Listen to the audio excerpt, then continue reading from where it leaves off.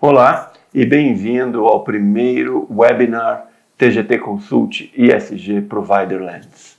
Eu sou Omar Tabachi, sou sócio da TGT Consult, que é uma empresa de consultoria em gestão empresarial e estratégia de tecnologia.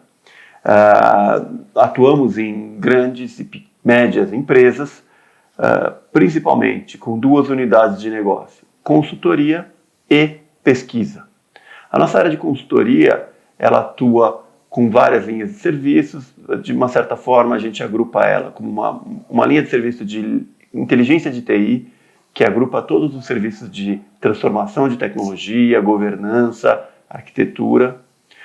Uma linha de serviço que nós chamamos de empresa ágil, onde a gente repensa processos de uma maneira lean, de uma maneira agile, onde a gente redesenha os processos, o modelo organizacional, shared services e outros serviços de reorientação da organização. Uma linha importante de sourcing, onde nós apoiamos as grandes empresas em decisões de aquisição e contratação de serviços de TI. Então, todo o ciclo de sourcing, desde a estratégia, RSP, RSI, todo o ciclo de decisão entre contratar um serviço até o modelo de contrato e a medição da qualidade do serviço, a gente apoia as empresas nesse ciclo inteiro. E, além disso, a gente faz gestão de mudanças e gestão de projetos. Além disso, nós temos uma unidade de negócio de pesquisa, onde fazemos análise dos níveis de serviços e da qualidade de serviços prestados por fornecedores de tecnologia no Brasil, que é o assunto desse webinar. Há pouco mais de 2 anos atrás, nós conhecemos a empresa americana global chamada ESG. A ESG é uma empresa que surgiu a partir da aquisição de várias empresas, entre elas se destacam a TPI e a Compass, que é uma empresa focada em consultoria e pesquisa em tecnologia. Com a ESG, nós conhecemos o Provider Lens, que é uma pesquisa global sobre pesquisa de fornecedores de tecnologia. Nós percebemos uma grande oportunidade aí de trazer esse relatório, de desenvolver esses relatórios no Brasil por 2 motivos essenciais. O primeiro sob a ótica dos nossos clientes, usuários finais, nos faltava uma informação qualificada sobre o serviço, o nível de serviço, a amplitude, o escopo dos serviços de tecnologia prestados no Brasil, bem como a qualidade desses serviços. A gente tinha que tomar a decisão baseada na nossa percepção, na nossa experiência, em alguns relatórios globais, sem nenhuma informação qualitativa, estatística, baseada em dados reais no mercado brasileiro. E segundo, percebemos, sob a ótica dos fornecedores, uma grande oportunidade de elevar a qualidade dos fornecedores, principalmente os brasileiros de tecnologia. Os prestadores de serviços locais passariam a ter, com essa pesquisa, um conjunto de práticas, um conjunto de métricas, uma visão compartilhada de como melhorar os serviços, ampliar o escopo, ampliar o seu ramo de atuação dentro do Brasil. Então a gente percebeu que trazer o ESG Provider Lens para o Brasil seria uma grande oportunidade. E foi isso que a gente fez a partir de 2018. Então, esse é o 2º ano que nós estamos fazendo, e essa pesquisa que agora nós vamos apresentar é a primeira pesquisa de 2019. Ao todo, serão 6 estudos no Brasil, sendo esse o primeiro, de Data Center Hybrid Cloud Services. No segundo estudo, a gente vai avaliar SAP HANA, Leonardo e o seu ecossistema de parcerias. O terceiro estudo vai tratar de Digital Workplace do futuro. O quarto estudo, a gente trata as empresas que fazem gestão de aplicações, nós chamamos de Application Development and Maintenance. O quinto estudo, associado à nuvem pública, então qual é a transformação que isso está ocorrendo, então Public Cloud Transformation. O sexto e último estudo refere-se à transformação digital dos negócios, sendo que o quinto e o sexto estudo, os 2 últimos, eles serão feitos não só no Brasil, mas para toda a América Latina. Ok? Então, Vamos começar então direto ao assunto, o conteúdo desse nosso primeiro webinar. Eu passo a palavra para o Pedro Bicudo, que é o autor da pesquisa, analista do ISG e parceiro da TGT no ISG Provider Lens. Pedro, por favor. Muito obrigado, Omar. Obrigado, TGT, pela oportunidade de participação e de apresentação dos resultados da pesquisa. Nós estamos muito satisfeitos com essa oportunidade. Espero que o público que está assistindo encontre aí valor no que nós estamos apresentando e esteja bem direcionado. O estudo, vamos começar com o escopo da pesquisa. O estudo avalia 27 empresas fornecedoras de serviços no Brasil. Inclui empresas multinacionais e empresas brasileiras, mas que têm atuação efetiva no Brasil. Estão divididos em 6 quadrantes. Esses quadrantes são Managed Services, que se divide em 2, em Mid-Market e Large Accounts. Mid-Market são os serviços gerenciados para empresas de porte intermediário, empresas que são grandes dentro do Brasil, mas não são iguais às multinacionais, às mega empresas, empresas muito grandes, que aquelas são clientes dos serviços gerenciados de large accounts, empresas que podem prestar serviço para essas empresas maiores. Depois nós temos o quadrante de Managed Hosting, que envolve toda a parte de hospedagem de aplicações e de workloads dentro de data centers tradicionais, na maior parte das vezes. Não inclui o mercado de web hosting, aquele mercado de varejo de empresas pequenas que têm aplicações rodando em hosting. Managed Security envolve as empresas que prestam serviços de segurança monitorados, serviços gerenciados de segurança para data centers, para redes grandes, para grandes corporações dentro do território brasileiro.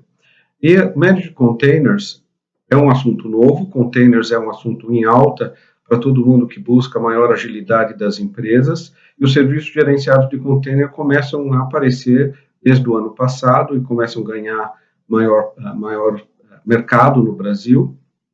Os provedores que estão disponíveis no Brasil para fazer esse serviço são avaliados nesse quadrante. E colocation envolvem as empresas de colocação, empresas de colocation que alugam os seus espaços de data center para os clientes que têm workloads específicos para utilização.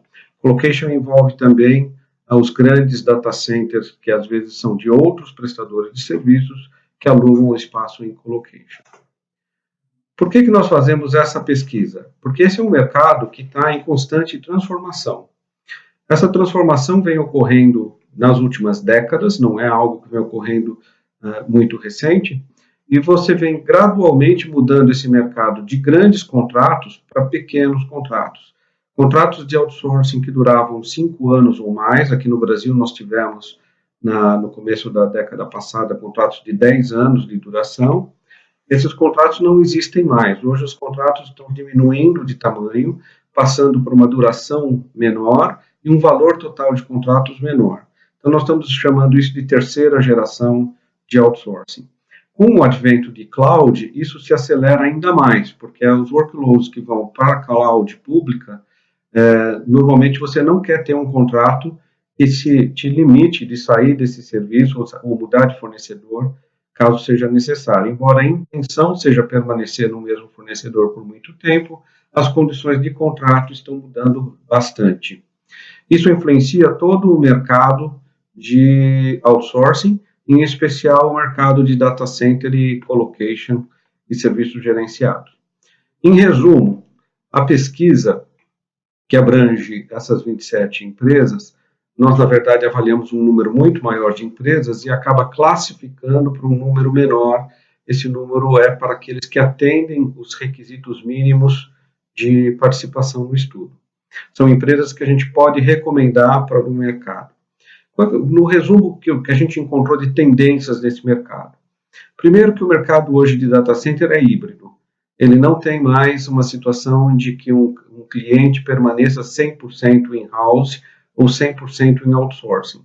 Todo mundo já está experimentando algum tipo de workload rodando em cloud. E também temos a situação de você ter o cliente com mais do que uma cloud. Então, em vez de participar apenas de uma nuvem pública, ele tem workloads rodando em mais do que uma. Isso faz uma complexidade maior de gestão, ao mesmo tempo que sugere que os provedores de serviço gerenciado tenham ferramentas próprias para poder fazer essa gestão de um data center híbrido. Cresce também a especialização e competição por preço. Enquanto que você tinha, algum tempo atrás, uma prevalência de você contratar um serviço mais amplo de um único fornecedor, na medida que esse serviço está mais comoditizado, ele permite uma briga maior por preço. Então, o mercado está muito guiado por preço.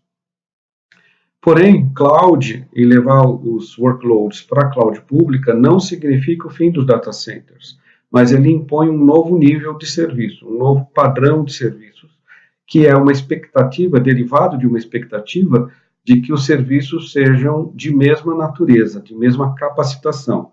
Então, quando eu estou olhando aqui agora ali no lado da direita do slide, quando eu estou falando de containers, de DevOps, de infraestrutura como código e de uma capacidade muito mais acelerada de fazer recuperação em caso de desastres, que é o que eu posso obter em cloud, agora essas necessidades também são levadas para o data center interno.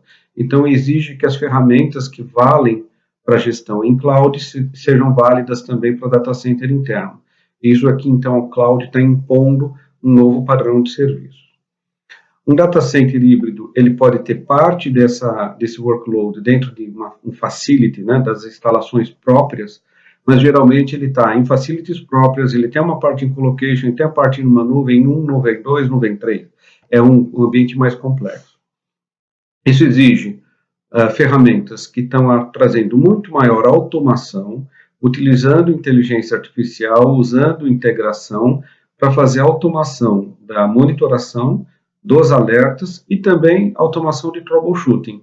Então, por exemplo, as situações onde que você precisa, para maior desempenho, precisa dedicar mais memória virtual ou precisa dedicar mais servidores para uma aplicação, essa automação permite que esse troubleshooting e essa atuação seja automatizada, seja robotizada.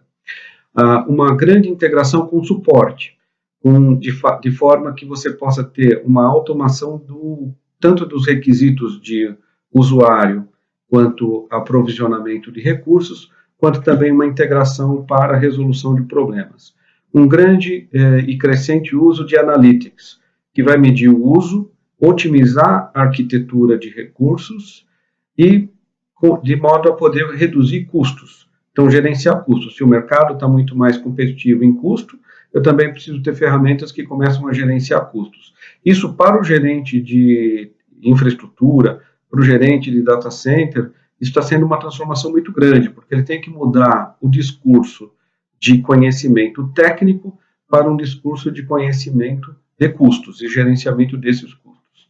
O machine learning está sendo utilizado para monitorar os incidentes, aprender com os incidentes, criar uma capacidade de predição de problemas, de forma que você consiga identificar problemas antes que ele ocorram. A gente tem provedores reportando reduções de nível de incidentes de 30%, 40%, porque estão utilizando analytics, machine learning e automação. Tudo isso incluído num painel único de gestão, um Software Defined Data Center, de forma que eu consiga enxergar as várias clouds e os vários data centers dentro de um único painel de gestão. Então, isso resume as principais tendências que a gente encontra nesse mercado, que vale para todos os quadrantes que a gente está utilizando, e também começa a criar uma diferenciação no mercado entre as empresas que são líderes, que têm uma grande atuação nessas novas funcionalidades, usando as novas ferramentas, comparado com um mercado mais antigo, que era muito baseado em pessoas fazendo monitoração, pessoas executando serviços. Esses fornecedores que não se atualizam, eles estão ficando fora desse mercado competitivo de data center. Vamos olhar então para cada um dos quadrantes. Em serviços gerenciados de data center, que nós dividimos em dois quadrantes, dividimos no Large Accounts e no Mid Market. Para Large Accounts, nós temos 21 concorrentes, prestadores de serviço, dos quais 9 são líderes. Eles conseguem atender a demanda do Large Account, que é uma demanda que tem maior complexidade de governança, os processos de gestão do ambiente são mais complexos, são mais exigentes. Ele tem uma complexidade regulatória, porque normalmente ele tem regulamentação brasileira, regulamentação estrangeira, regulamentação de sociedade anônima, GDPR, LGDP, então ele tem uma complexidade maior de requisitos que tem que ser atendidos, e também tem workloads legados. Então a gente ainda tem clientes no mercado brasileiro que rodam mainframe, que rodam sistema operacional Unix, que rodam ERPs legados. Esses workloads são um pouco mais difíceis de ir para a nuvem e exigem um conhecimento mais especializado ou mais específico, que para os novos players de mercado não faz sentido. Então, para o novo provedor de serviços que está entrando nesse mercado agora, não faz sentido ele desenvolver especialização nessas tecnologias que são antigas. Esses large accounts também têm um número bastante grande de softwares licenciados, que estão licenciados para a modalidade antiga de data center e que não têm facilidade, criam uma dificuldade para poderem migrar para a nuvem. Então, esses large accounts, ele tem uma situação específica que faz com que tenha um custo maior de transformação e exige fornecedores de serviço capacitados nessas tecnologias e nessas limitações. Os large accounts estão seguindo 3 grandes tendências de mercado. Primeiro, que é escolher o data center mais adequado para cada workload. Então, embora tenha uma preferência de levar serviços para a nuvem, existe uma coerência de você identificar por que eu vou levar para a nuvem alguma coisa que vai custar mais caro, ou que não faz sentido, ou que não usa os recursos. Então, esse data center mais adequado pode ser colocation, pode ser cloud, pode ser o data center próprio. Os provedores de serviço, líderes, conseguem entender e dar uma consultoria mais próxima do cliente para fazer esse ajuste de workloads. Essa demanda está impulsionando o crescimento de mercado de colocation, porque a facilidade de você tirar de dentro de casa, você desocupa espaço físico, desocupa o real estate, né, desocupa o custo do imóvel, mas você continua precisando desse workload rodar em algum lugar e vai rodar em colocation. Normalmente, os serviços de colocation disponíveis no Brasil apresentam maior segurança e uma infraestrutura mais robusta para receber esses workloads do que o cliente ter que reformar o seu próprio data center. Ou seja, se a gente recuperar o que a gente falou no slide anterior, você quer pegar mesmo para as aplicações legadas, ter a mesma tecnologia que você teria em nuvem, você também precisa modernizar o seu data center. Em vez de investir para modernizar esse data center, muitas empresas estão optando por colocation.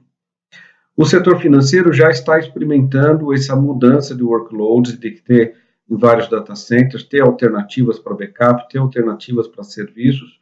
Então, a entrada do setor financeiro no mercado cloud está movimentando um pouco mais esse mercado e também está movimentando esses concorrentes que atuam no mercado de large accounts. Quando a gente vai para mid-market, a gente qualificou 18 concorrentes, dos quais 7 são líderes. O típico cliente de mid-market, ou empresa intermediária, empresa de porte médio, ela busca uma maior agilidade e redução de custos. Esse é o principal driver para mudar de fornecedor ou para mudar de arquitetura de data center. Ele quer liberar recursos para poder digitalizar seus processos. Então, em vez de gastar tempo, recursos humanos, recursos financeiros com um data center antigo, ele prefere levar isso tudo para um fornecedor que consiga automatizar tudo isso, deixar isso transparente para a infraestrutura e liberar recursos para poder digitalizar seus processos, poder trabalhar com apps, poder trabalhar com mobilidade, poder trabalhar com a economia digital. Esse mercado é mais aberto a software como serviço. Então, ele se adapta melhor às soluções prontas. Quando ele pensa num ERP, ele não pensa num ERP customizado, ele pensa num ERP comoditizado, ou seja, eu vou usar as melhores práticas do ERP em nuvem. Mesmo que eu esteja, de repente, transportando meu ERP legado de in-house para um ambiente de nuvem híbrida, eu vou levar ele com menor customização, justamente para liberar recursos, reduzir o custo de manutenção, reduzir o custo de atualização, para poder liberar recursos para outras coisas mais prioritárias. Também, esse mercado confia mais no provedor de serviço. Então, se a gente pensar no large accounts, que ele está mais focado em processos robustos, em padronização de processos, certificação de processos, no mid-market, esse cliente está mais preocupado com a confiança que ele pode ter no provedor. Então, ele dá mais valor à capacidade consultiva do provedor de serviços, à capacidade de resolver problemas, à relação humana entre fornecedor e cliente. Isso exige uma força de vendas diferenciada daquela força de vendas que atende o large accounts. Existe um pós-venda, um sistema, um serviço de suporte também mais próximo do cliente. Então, note que a diferença de mid-market e large account não é exatamente o tamanho da empresa, e sim essa dimensão da necessidade que eles têm em relação ao serviço. Tendências nesse mercado. Esse mercado busca colocar tudo em cloud. Ele quer fechar o data center, ele não quer mais ter pessoal técnico de data center, ele não quer mais ter que se preocupar em comprar servidores. Então, existe uma aceleração de mercado em sentido a mover o mid-market para cloud. Não é uma pressão de quem vende serviços, é uma pressão de quem compra.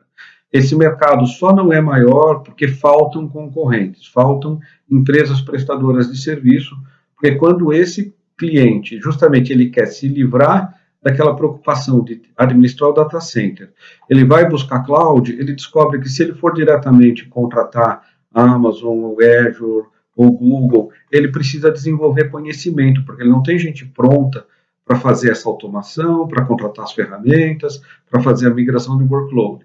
Então, esse mercado busca mais o provedor de serviço, justamente porque ele não tem recursos internos para fazer essa mudança e fazer essa automação, essa digitalização. Então, é um mercado que busca esse auxílio do fornecedor. Ele também busca menor custo.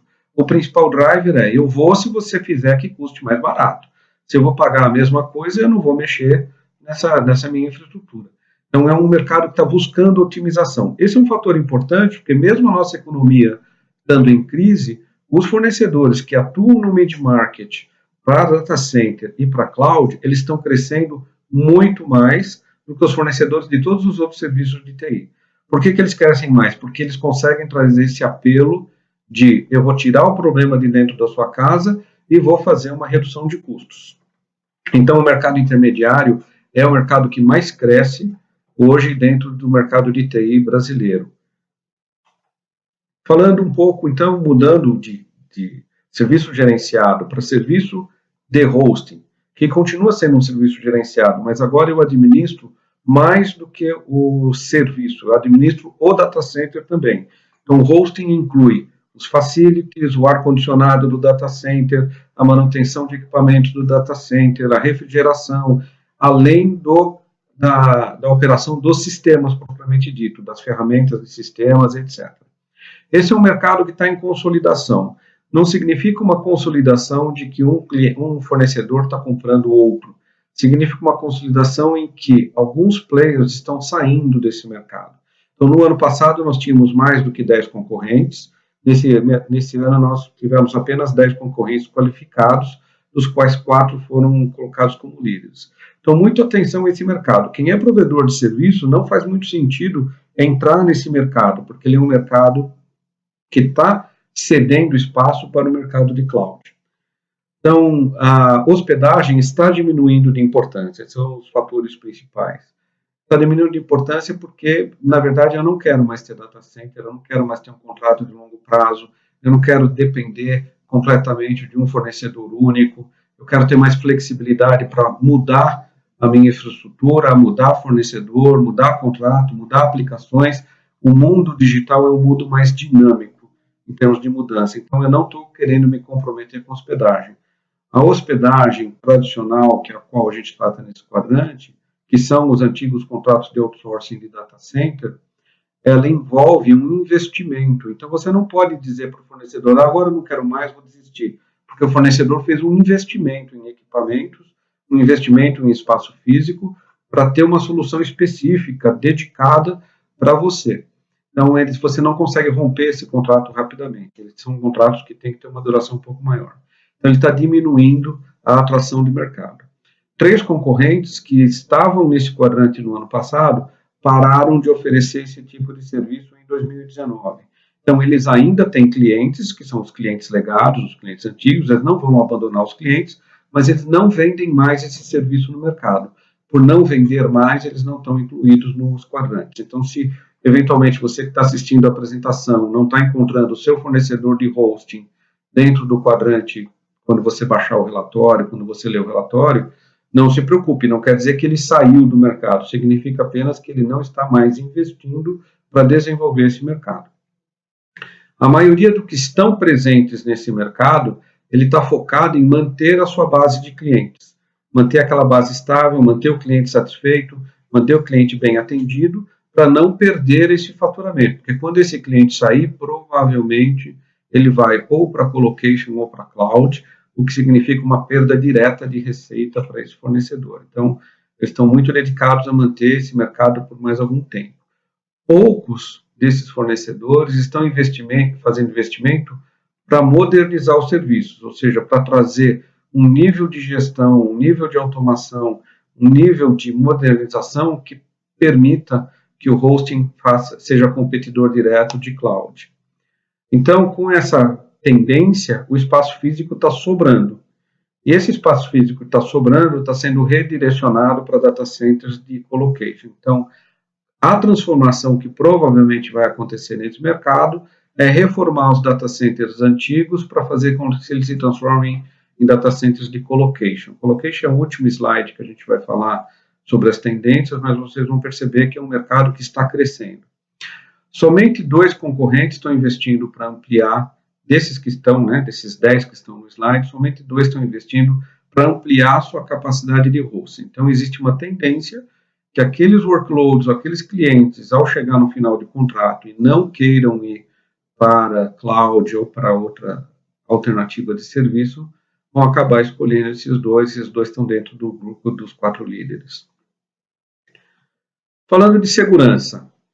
Segurança é um tema em alta. Embora a gente tenha, no Brasil, diminuído o número de ataques cibernéticos, ataque de hackers, ataque de DDoS, tenham diminuído um pouco em 2018, então em relação a 2017 a gente tem 19% de redução. O pico de segurança de cyberataques no Brasil, ele foi em 2014. De 2014 até agora, ele vem reduzindo o número de ataques. No entanto, nós somos um país ainda que tem muito problema de segurança. Na classificação do GCI, ele classificou o Brasil em 70º lugar, número 70, dentro de 175 países, quanto ao compromisso com segurança. Então, a gente tem uma falta de atenção que vai de todos os lados, falta de atenção dos clientes, falta de atenção das autoridades, e isso não puxa muito para que a gente tenha maior preocupação com segurança. Mas é um mercado em crescimento para o Brasil, a gente identificou 12 concorrentes, dos quais 4 são líderes. Ele é um mercado em crescimento justamente porque os eventos de segurança estão criando cada vez mais custos. Antigamente, o custo era o seu site saiu do ar, ou era alguém entrou na sua rede com vírus. Eram incidentes de segurança de menor impacto. Hoje, os incidentes de segurança são de muito maior impacto, porque ele está roubando informações, está roubando dinheiro, está causando prejuízos. Então, mudou o tipo de ataque cibernético e as suas consequências. Também aumentou muito a complexidade. A complexidade aumenta porque agora você, a partir dos dispositivos móveis, do seu smartphone, você acessa os serviços da empresa, você acessa os serviços financeiros, você acessa e utiliza o cartão de crédito. Então, quando alguém te rouba o celular, ele não está mais roubando apenas um aparelho, ele está roubando o seu acesso a empresas, roubando o seu acesso ao banco. Então, o impacto que isso pode ter é muito maior. Isso está crescendo a demanda por serviços de segurança de endpoint. O que é a segurança de endpoint? É ele conseguir traduzir a segurança para o aparelho que está lá na ponta. E as grandes empresas começam a buscar cada vez mais esse tipo de solução. Também aumenta a complexidade, porque se antigamente eu podia proteger só a porta de entrada da minha rede, agora eu tenho que proteger muito mais coisas. Eu tenho que fazer gerenciamento de identidades, Lembrando, para quem não é de segurança, quem é de segurança já sabe dessa importância, mas quem não é de segurança, lembrar que 80% das falhas de segurança, dos problemas de segurança, são feitos por funcionários internos e não externos. Então, a gestão de identidades passou a ter uma importância muito maior. A integração das capacidades de inteligência artificial e machine learning para gerenciamento de identidades está crescendo bastante, é um mercado em expansão. Nem todos os concorrentes estão preparados para aplicar a inteligência artificial nos serviços de segurança. Isso é um diferencial para ser buscado no mercado. A proteção de dados e a prevenção de perda de dados também está em crescimento. É realmente eu começar a trabalhar fraude, trabalhar o roubo dessa informação, que não se dava muito valor porque os eventos que a gente tinha no passado não tinham impacto.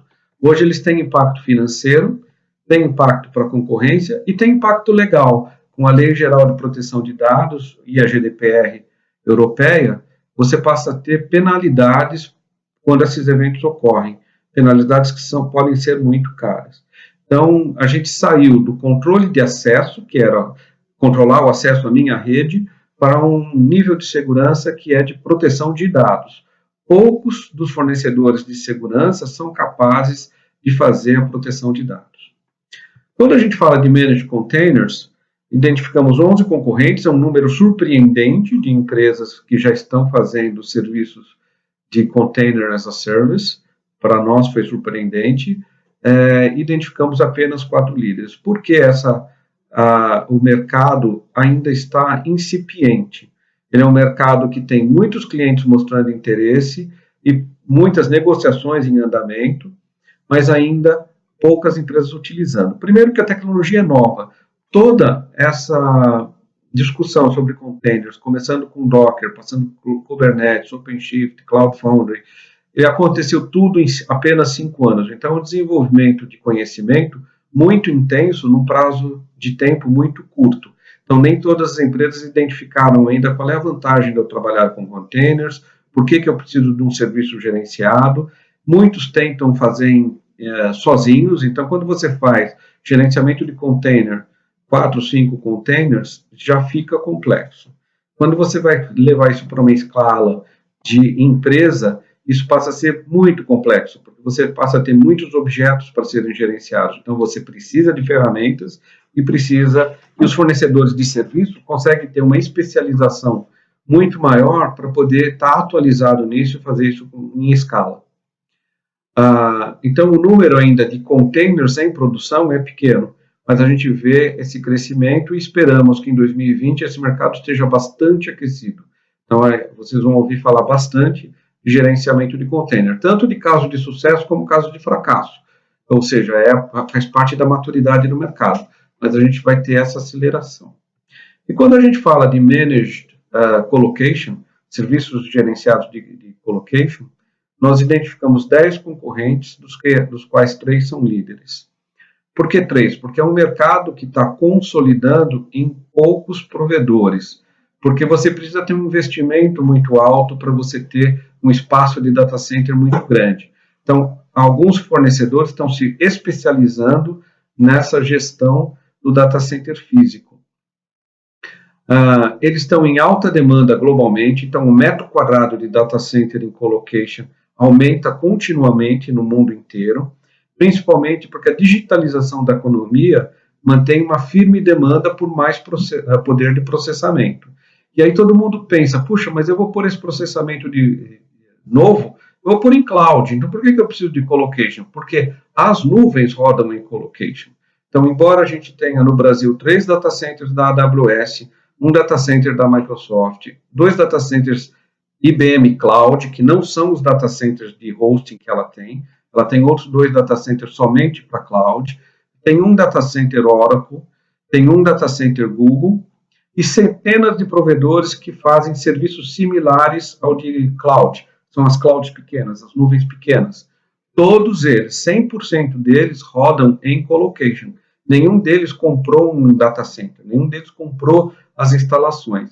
Então, as instalações de colocation continuam com uma alta demanda. Não é por conta apenas dos clientes que têm um workload legado, que tem que levar para data center? É principalmente porque cloud roda dentro de colocation no mundo inteiro. Então, existe uma alta demanda por aumento de metro quadrado de data center e um aumento muito grande da sofisticação. Então, se hoje alguém pensar que pode fazer um data center próprio, que tem o mesmo nível de segurança, de infraestrutura, de acesso à rede, de velocidade, não tem. Esses principais diferenciais de colocation são uma alta densidade, ou seja, eu posso pôr poder de processamento muito grande dentro de um espaço físico muito pequeno, e uma rede de alta velocidade de baixíssima latência. Então, não é apenas o espaço físico que ele está te dando. O principal diferencial que ele está te dando é uma rede de alta velocidade com baixa latência para qualquer lugar do mundo. Então, essa é a principal coisa que você não consegue fazer no seu data center próprio, a menos que você seja uma grande instituição financeira ou que você seja governo, mas mesmo assim você vai estar pagando um colosso de dinheiro para poder ter essa disponibilidade. Então, não adianta competir. Colocation é um mercado que continua crescendo e vai continuar existindo. Em resumo, indo para o nosso último slide da apresentação, como é que você vai usar o Provider Lens? A gente está colocando a imagem de um quadrante que vem do relatório que está disponível para download, e esse quadrante está disponível na web para qualquer um que seguir os links desse webinar. É apenas um exemplo dos 6 quadrantes que nós temos. Para o cliente, você tem que olhar para o número de opções de contratação e para a capacidade de entrega. É isso que leva os concorrentes para o quadrante de líderes. É o que ele tem mais opções de contratação, não apenas funcional, não é porque ele tem mais opções, por exemplo, de automação, mas ele também tem mais opções comerciais. Ele atua em mais cidades, ele tem mais canais de vendas, ele tem mais opções de tecnologia. Então, quando você está comprando o serviço, não adianta você olhar simplesmente para quem está na liderança. Você também tem que ponderar, eu preciso desse número de opções? Eu preciso de uma cobertura geográfica tão grande? Eu preciso de uma capacidade tão grande? Porque, na verdade, todas as empresas que estão dentro do quadrante têm condição de atender o mercado. Então, todos eles podem pegar, por exemplo, nesse exemplo, large accounts, todos que estão desenhados aí podem atender uma grande empresa. Apenas que alguns que estão principalmente no contender, ele tem um número de opções comerciais menor, um número de tecnologias menor e um número de instalações menor no Brasil. Então, isso é que faz essa diferença de posicionamento, mas todos estão qualificados. Você pode confiar em todos eles. Então, observe quais opções se encaixam na sua necessidade. E não compre mais do que é necessário. Então, se eu não preciso de determinadas tecnologias e aquele fornecedor ele tem um preço mais alto, não adianta eu querer pagar mais por coisas que eu não vou usar. Então, fique sempre atento nessa avaliação. O relatório tem depois uma página específica para cada um que está na liderança, que permite justamente você fazer essa avaliação de qual é o mais adequado. Quando aquela empresa está reportada no quadrante, mas ela não está específica no relatório, você pode consultar a TGT Consult, e os consultores da TGT vão fazer esse papel de avaliação dos fornecedores para o seu caso específico. Quando você é fornecedor de serviços, esse mapa te dá principalmente a sua capacidade de posicionamento no mercado. Você eventualmente vai dizer assim, puxa, eu achei que a minha posição deveria ser melhor do que ela está. Por quê? Será que eu não tenho portfólio? Será que eu não tenho capacidade de entrega igual a desse concorrente? Isso tem sido muito comum. Os fornecedores, ao se olharem dentro do slide, eles acham que você tem que estar numa posição diferente. Isso é comum. Isso não é um problema de metodologia, isso não é um problema da sua empresa, é um problema de você estar olhando no espelho e conseguir entender quais são essas diferenças. A diferenciação não significa uma fraqueza de fornecedor. Isso você tem que estar claro no seu discurso comercial, porque a sua posição significa apenas que a sua empresa escolheu não ter determinada tecnologia no portfólio. A sua empresa escolheu não atuar em determinado segmento de mercado. Então, essa diferenciação, ela, na verdade, ela te leva para escolher melhor o seu foco. Ninguém pode ser bom em tudo. Então, quando você tenta pegar um mercado muito grande, exige que a sua organização seja muito grande e não significa que você vai conseguir pegar todos os clientes. Existem clientes para todos os fornecedores. Então, conheça seus concorrentes, faça essa análise crítica, por que eu estou em determinada posição dentro do quadrante. Havendo perguntas, pode direcionar perguntas para nós através dos canais e dos contatos. Agradeço a todos, então, por ter a paciência de esperar todo esse tempo chegar até o final da apresentação. Devolvo aí a apresentação para o Omar para a gente poder fazer as perguntas e respostas. Muito obrigado a todos. Legal, Pedro. Bastante informação, uma pesquisa bastante ampla e acho que deu para ter uma visão geral nesses 35 minutos aí. Eu tenho uma série de perguntas aqui que a gente tem anteriormente, eu vou ser mais objetivo. A primeira eu queria uma visão geral tua do que você pensa em relação às empresas que já estão fazendo a migração de cloud. Quais são tuas recomendações, né? Esse modelo dos que estão adotando híbrido, dos que não estão adotando híbrido. Quais são as recomendações para quem está pensando em entrar numa jornada cloud agora? A empresa precisa coordenar claramente se tem recursos adequados para fazer a migração.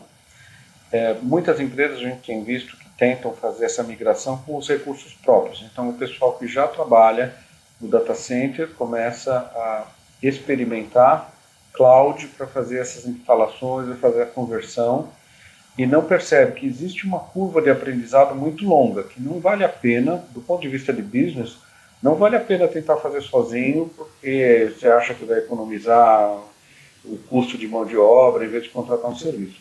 É aconselhável, muito aconselhável, você contratar uma empresa de consultoria de cloud para poder fazer a transformação.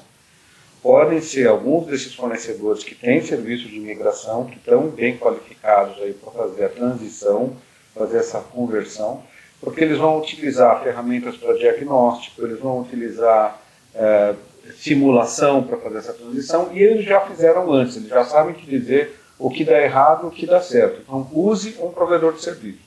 É muito mais seguro e muito mais rápido, você vai ter resultados positivos. A gente tem visto empresas que tentam fazer essa mudança e depois abandonam, porque teve problemas, e não estava preparado para lidar com aqueles problemas, acha que a nuvem é o problema. Não é a nuvem, é o conhecimento. Está bastante tempo provado que a nuvem é uma solução.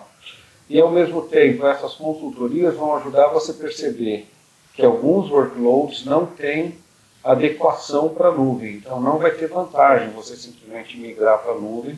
Quais alternativas que você tem, que ferramentas você tem que utilizar.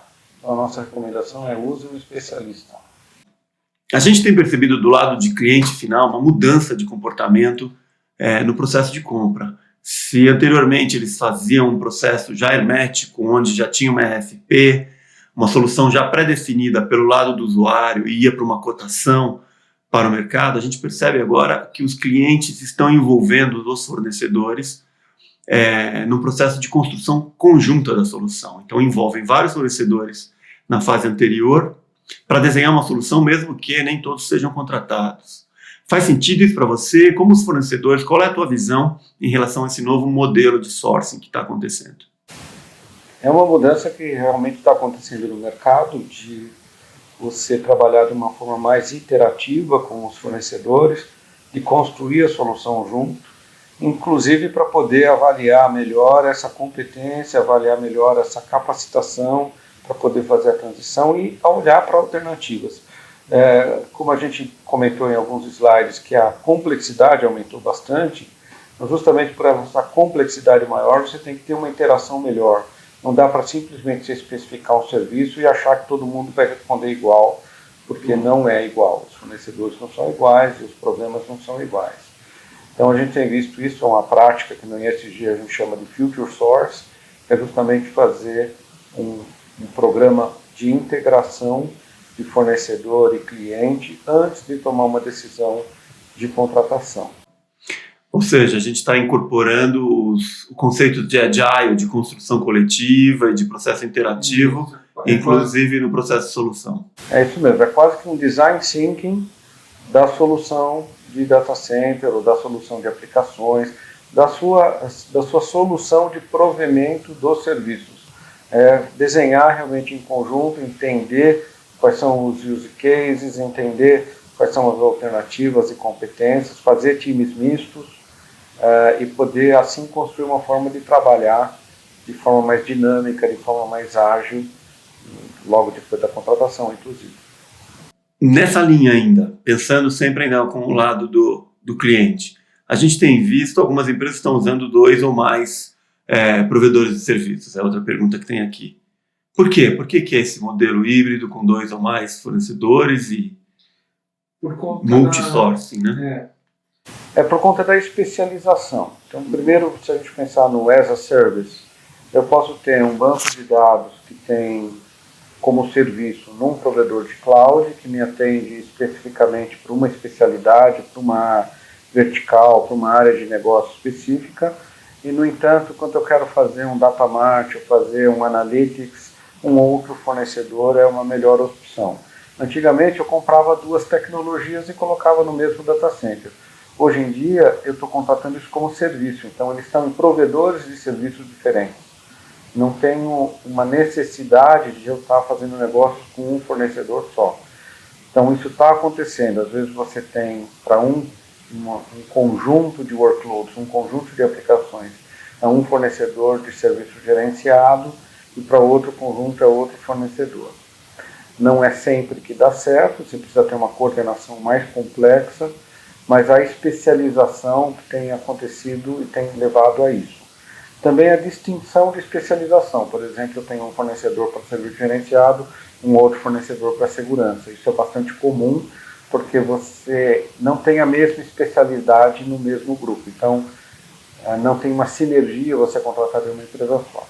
Então, essa é uma tendência que a gente tem. À medida que vai caminhando o as a service, você vai também ampliando o número de parceiros, o número de fornecedores. Falando em especialização, então, também tem outra pergunta aqui, e que faz sentido, né? Na verdade, quando a gente tende a olhar esses quadrantes, a gente pega, preciso adquirir o serviço X, Y, Z, infraestrutura, ou seja o que for, e eu olho o líder e vou atrás dos líderes.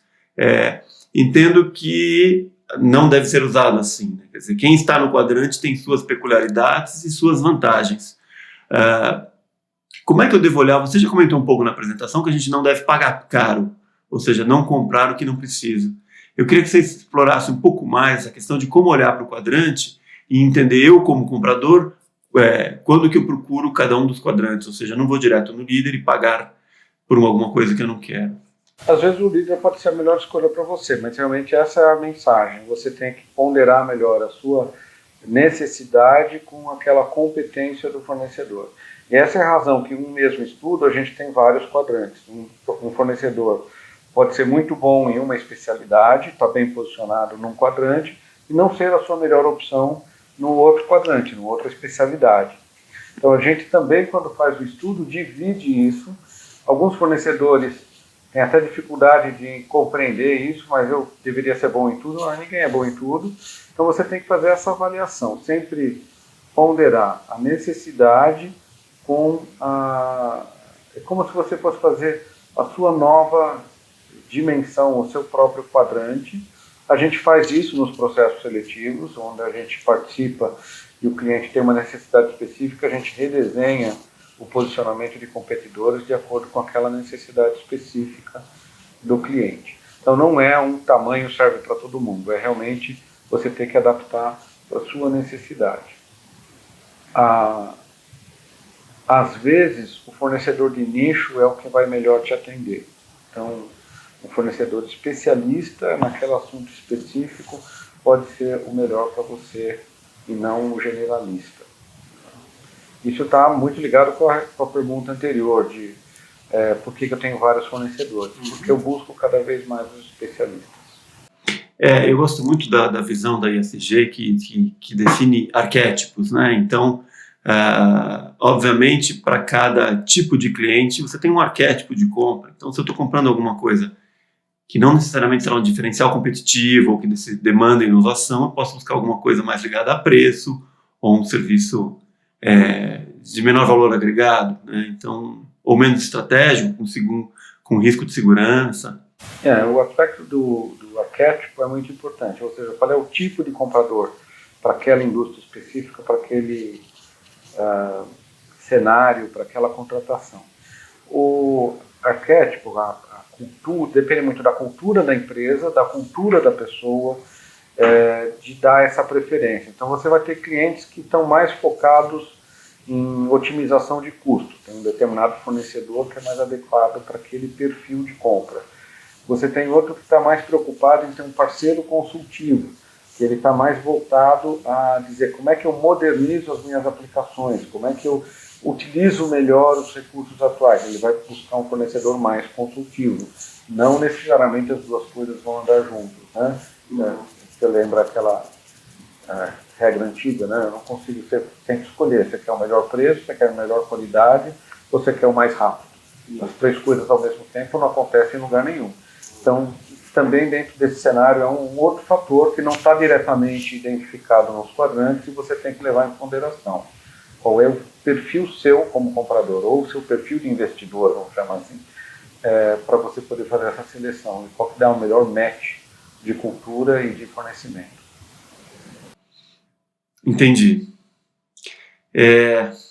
Tem uma pergunta aqui interessante, eu acho que se a gente voltar um pouquinho, e volta à minha abertura, onde a gente fala que o propósito da pesquisa é tentar melhorar o nível de serviço dos fornecedores brasileiros com o nosso Provider Lens, né? A gente está lendo as práticas, lendo as métricas e devolvendo para esses fornecedores esses processos, essas tendências, para que eles se aprimorem ano a ano. Você tem alguma leitura de evolução, algum caso, não sei se você pode citar o nome da empresa, se não puder, da evolução desses fornecedores do primeiro relatório em 2018 para esse relatório em 2019? Tem bastante aprendizado na pesquisa que a gente faz, né? A gente acaba aprendendo bastante com os fornecedores também. Então, o primeiro ponto é a empresa tem que se olhar, né, dentro desse mercado competitivo e procurar compreender por que um outro fornecedor está melhor posicionado ou pior posicionado. Esse autoentendimento é muito importante para você melhorar a sua competitividade. E à medida que a gente está mandando os questionários para as empresas, algumas dessas empresas têm respondido para nós, puxa, eu não sei essas respostas, ou algumas coisas eu não tinha pensado antes. Então, só ao fazer as perguntas, a gente já começa a dar essa cutucada de melhorar. Por exemplo, quando as perguntas a gente faz sobre canais, e o fornecedor, apesar de já ter alguns anos de mercado brasileiro, fala, puxa, eu não estou estruturado em canais, eu podia estar explorando melhor os canais. Então, a própria participação na pesquisa ajuda com que a empresa consiga se entender melhor e, ao elaborar as respostas, consiga mudar o seu próprio planejamento, o seu próprio direcionamento. Então, a gente tem visto isso acontecer. Alguns começam a ganhar maturidade por estar fazendo parte de uma comparação global. Isso vale também para as empresas estrangeiras que estão entrando em novos mercados no Brasil. Porque o mesmo jeito de trabalhar no exterior não significa que vai dar certo no Brasil. Então,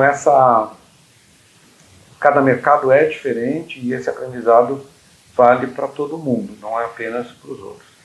A gente também tem observado uma mudança de posicionamento de alguns fornecedores em relação a como eles estavam no relatório do ano passado, em que posição eles estão no mercado este ano, e eventualmente fala, puxa, mas eu era líder, agora eu não sou líder, o que aconteceu, por que você mudou? Não sou eu que mudei, a posição de uma empresa dentro do quadrante depende só da empresa, ela não depende de quem está analisando. É como você entrar numa competição na Olimpíada, você vai entrar na natação, você tem que nadar mais rápido do que você nadou na última competição. Você está competindo com você mesmo. Aqui é a mesma coisa, o mercado vai mudando, então alguns dos critérios de ponderação de notas que a gente usa vai mudando conforme o mercado está mudando. E aquela tua receita de sucesso do ano passado pode não funcionar tão bem nesse ano. Então, a posição das empresas vai mudando também, isso também é um aprendizado. Puxa, eu preciso correr atrás, eu estou saindo, eu era mais competitivo do que eu sou agora, então o que é que eu fiz de errado, o que é que eu não fiz? Porque, na verdade, não é que você fez alguma coisa errada, provavelmente é alguma coisa que você não fez. Então, por exemplo, o mercado está mudando para containers e você não tem uma oferta de containers. O mercado está mudando para multi-cloud e você só tem um parceiro de cloud. Então, isso são as coisas que vão fazer com que você fique para trás. Você tem que reagir conforme o mercado está mudando. A não ser que seja mesmo a sua estratégia, dizer, não, eu sou um fornecedor de nicho, eu quero trabalhar com um parceiro só. Então, esse tem sido um aprendizado para as empresas brasileiras que estão participando, mas também para as estrangeiras, que estão compreendendo melhor. Alguns perguntam assim, mas por que esse concorrente local está melhor do que eu, que sou líder global? Bom, porque no Brasil ele está vendendo mais do que você, ou no Brasil ele está atuando mais do que você. No nosso estudo, a gente não dá uma ponderação muito grande para faturamento. Ele tem mais correlação com casos reais, clientes reais que você tem, e não se você está presente em muitos países, ou se a sua presença global é muito grande, ela não tem peso nesse trabalho brasileiro. Então, essa neutralidade permite que tenha também essa visão correlativa entre fornecedores muito mais presente. Está aumentando a maturidade, sim, à medida que a gente compara e esses fornecedores fazem as perguntas e a gente diz, cara, você tem que melhorar, né? Não é assim para sempre. Você deu certo até agora que você estava crescendo, mas agora você entrou num novo nível. Como é que você vai daqui para frente? Então a gente tem trabalhado bastante nisso. Legal. Isso remete a uma outra pergunta que está aqui também, que está absolutamente nesse contexto, que é, você falou dos internacionais, teve gente que eu conheço que não está no quadrante, né? Isso não é minha pergunta colocada. Por que tem empresas que não estão no quadrante? Tem duas situações. Ou porque a empresa realmente não atua naquele quadrante específico, embora ele esteja atuando naquele segmento de mercado, mas não naquele quadrante específico. Então, eu posso ter empresas que estão em Manager Services e não estão em segurança porque ele não oferece o serviço de segurança. Porém, tem ainda muitas empresas brasileiras, em especial, que a gente ainda não conseguiu mapear, não conseguiu chegar nela, não conseguiu obter informação pública ou informação que pudesse posicionar aquela empresa dentro do quadrante. Então, para isso, eu peço ajuda para quem está assistindo, que, olha, você tem uma empresa para indicar, você vê um fornecedor que deveria estar nesse estudo, manda para nós a informação, manda para nós o contato. O nosso intuito é ter cada vez mais fornecedores referenciados nos nossos trabalhos. O meu trabalho, Pedro, é encontrar essas empresas. Então, me ajude. Se você puder indicar outras empresas que deviam estar participando, a gente realmente vai incluir. Bom. Muito bom. Tem outras perguntas aqui, mas já estamos com um avanço de tempo legal. Acho que eu vou tentar fazer a última aqui, que é um pouco mais aberta, para a gente encerrar. Acho que é a última pergunta, Pedro. Aqui é o seguinte, sendo que a taxa de crescimento do as a Service é muito mais agressiva que a do Managed Services, quando você acredita que ocorrerá a predominância do as a Service? Uma pergunta de $1 milhão, né? Essas perguntas de prazo. Isso, o quando isso vai ocorrer é uma resposta que muita gente gostaria de ter, principalmente os fornecedores de serviço gostariam de saber, mas ela vai ocorrendo na medida que a gente está evoluindo a própria sociedade, na medida que a gente tem uma cultura cada vez maior de comprar serviços, e isso depende conforme as próprias empresas compradoras vão mudando a sua cultura, mudando suas pessoas e indo para um mundo mais ágil. Então você tem, principalmente no mid-market, onde isso está acontecendo mais rápido. Então tem maior facilidade para a empresa adotar um ERP as a Service, para ele adotar o CRM as a Service, para ele adotar a ferramenta de vendas como serviços, né? Não só o CRM, ferramenta de field support como serviço, e também as empresas estão começando a utilizar o próprio banco de dados como serviço dentro de uma cloud pública, explorar todas as possibilidades para poder escalar mais rápido, crescer mais rápido, estar menos preso a variações de mercado. Então depende um pouco de como o mercado vai evoluir no sentido de ofertar as a service e também das empresas acelerar a compra como serviço. Mas é uma tendência, no momento atual, uma tendência irreversível, por conta de você ter mais velocidade e mais flexibilidade. Muita gente pensa em custo do as a Service, mas na verdade é a flexibilidade. Eu preciso adicionar mais usuários, eu simplesmente vou lá e vou adicionar. Eu preciso reduzir, eu vou reduzir. Nem sempre o as a Service eu consigo simplesmente desligar, porque Se eu parar de pagar o meu banco de dados, os dados continuam lá no banco de dados, eu não tenho uma alternativa tão fácil para poder sair do as a service.